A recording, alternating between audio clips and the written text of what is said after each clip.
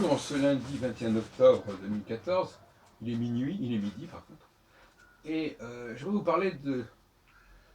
Vous savez que je m'intéresse beaucoup à la question cognitive et au fait que il y a des... J'aime bien la notion d'assimilation, j'aime bien que on parle de nourriture spirituelle par comparaison aux nourritures matérielles, si on veut. Donc, euh, quelque part, qu'est-ce que nous pouvons assimiler? Qu'est-ce que nous pouvons assimiler sans que ça nous perturbe? Euh, on sait par exemple que le rôle de la philosophie, c'est justement pour moi de rendre les choses assimilables, de rendre le monde assimilable et de ne pas être confronté à un monde brut qui est là, qui s'impose à nous, mais que nous ne pouvons pas intelliger, que nous ne pouvons pas comprendre. La philosophie est là pour nous aider à assimiler et à digérer le réel extérieur. C'est pour ça que lorsqu'il y a des réunions comme celle de l'autre jour au Café Philo du dimanche après-midi, où sous prétexte de parler de la nourriture de demain, on a parlé pendant 2 heures de questions purement concrètes, matérielles, sur le prix des produits, etc. Au lieu d'élever le débat sur un plan philosophique et de voir ce que ça donnait, quelqu'un a dit par exemple, il est souhaitable que la philosophie débouche sur l'action. Oui, mais ce n'est pas une raison pour nous parler de ses actions à lui. Il faut réfléchir sur le problème philosophique que pose les rapports entre connaissance et action. C'est pas le même problème. Bon. Et personne n'a su, le débat n'a pas su s'élever, il n'y a pas eu d'envol, il n'y a pas eu de décollage. Et la question de la prévision est une question qui me préoccupe. D'une part, je travaille beaucoup sur ces questions-là, et en même temps, il y a des formes de prévision qui sont quasiment inassimilables. Dans quelle mesure, qu'est-ce qui fait qu'une prévision peut être reçue de façon sereine et positive, et qu'est-ce qui fait qu'une prévision peut être négative? Ça n'a rien à voir avec le fait d'annoncer des bonnes ou des mauvaises choses, non. C'est le simple fait que la prévision soit proférée. Dans quelle mesure cette prévision, aussi favorable soit-elle, n'est-elle pas problématique? Parce que finalement, ce que nous prévoyons astrologiquement, ce sont des phénomènes subconscients. C'est-à-dire que quelque part, nous les avons en nous. Bon. Donc, est-ce qu'il est nécessaire de rendre l'inconscient conscient? C'est pas du tout certain. Dans bien des cas, la prise de conscience est plutôt négative, est plutôt contre-productive. C'est pour ça que parler de l'évolution de la conscience, comme à ce 3e forum auquel j'ai assisté samedi, c'est un problème. Qu'est-ce que c'est que la prise de conscience? Est-ce que c'est bon d'être conscient? J'en suis pas certain.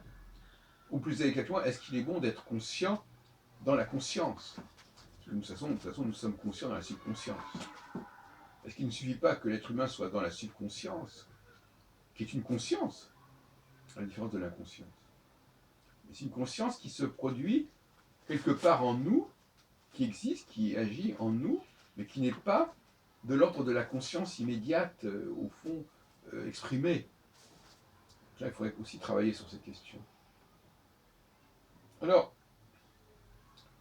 je parle en conscience de cette question de la prévision, parce que moi-même j'ai été victime récemment de ce problème, comme j'ai déjà dit à plusieurs reprises, et je me dis que j'aurais pas eu cette prévision, que je m'en serais certainement mieux porté à tout point de vue, et que j'aurais probablement agi de manière plus intelligente.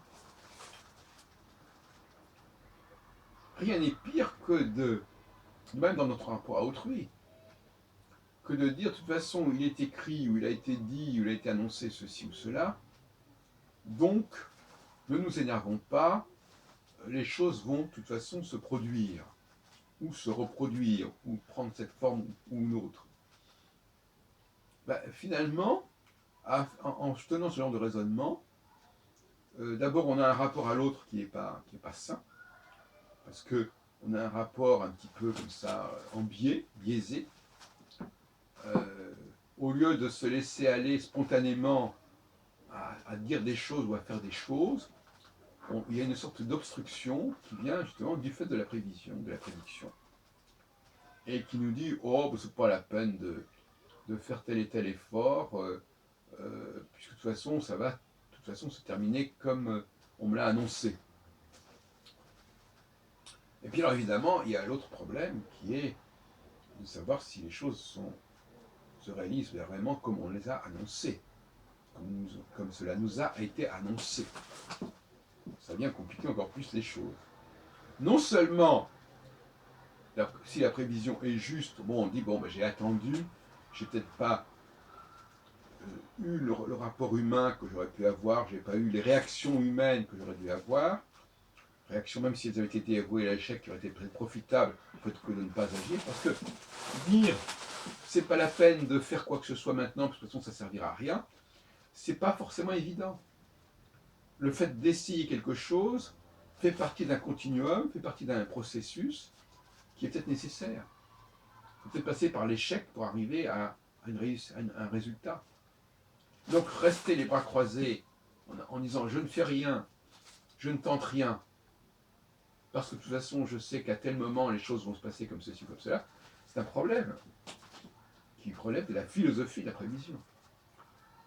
Et puis alors si en plus celui qui a annoncé, on ne sait pas dire très bien comment il l'a fait, parce que ça aussi c'est un mystère, on est obligé de relayer son raisonnement, son ressenti, son empathie, en se servant d'un propos dont on ne sait pas d'où il sort, d'où il débarque. Et ça, c'est pas, du point de vue cognitif, extrêmement sain, moins qu'on puisse dire. Là aussi, il y a une forme de renonciation à comprendre qui n'est pas forcément conseillée.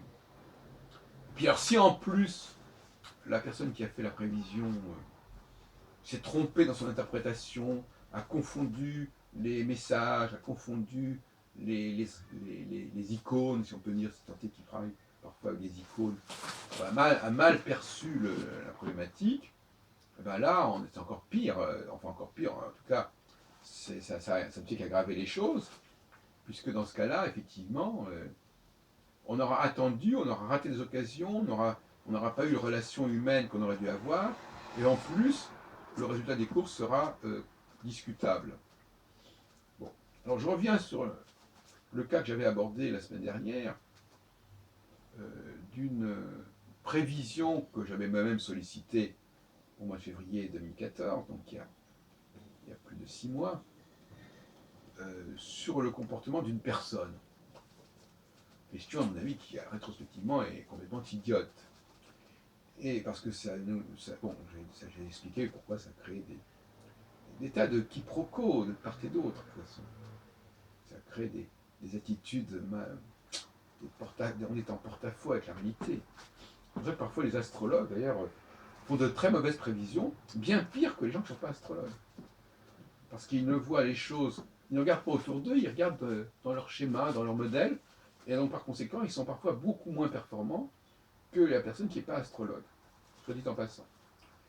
Et là, je disais la semaine dernière que oui, j'avais retrouvé de façon absolument ahurissante une personne, et en réalité, je me suis aperçu qu'elle était venue, j'ai regardé, j'ai vérifié, que ce jour-là, en cet endroit-là, et que donc la chance, alors que moi je venais jamais à cet endroit-là, la chance de rencontrer cette personne, de la croiser, était infinitésimale. Bon, donc effectivement, ça je donne acte. Mais est-ce que, quand j'ai demandé à la personne qui a fait cette voyance, est-ce que cette personne reviendrait, la personne en question, elle m'a dit oui, elle reviendra, elle se remanifestera en septembre-octobre 2014. Mais là, en l'occurrence, elle ne s'est pas remanifestée. Elle n'a pas fait une démarche vers moi. Et moi-même, je n'ai pas fait une démarche vers elle, puisque dans les deux cas, on s'est rencontrés par hasard. Hein, par le plus grand des hasards. Donc, quand j'ai dit l'autre jour que ça validait la prédiction en question, je me suis un peu avancé. C'est pas si simple que cela. Je dirais qu'une certaine manière, c'est une coïncidence, mais qui ne valide pas la prévision en question, pour l'instant. Sauf si cette coïncidence va ensuite provoquer des effets, des conséquences, qui, elles, produiront ce processus qui aurait été annoncé. Mais ce que j'ai observé ce jour-là, donc l'année dernière, pour l'instant, ne suffit pas à valider la prévision. Pour l'instant, on est dans un processus de coïncidence, voilà. Après tout, je suis à Paris, elle est à Paris, elle va à des réunions, moi je vais à des réunions, bon, la probabilité qu'on puisse se rencontrer est très faible, certes, mais elle n'est pas complètement absurde et impossible. Voilà ce que je voulais dire, c'est-à-dire que, bon, non seulement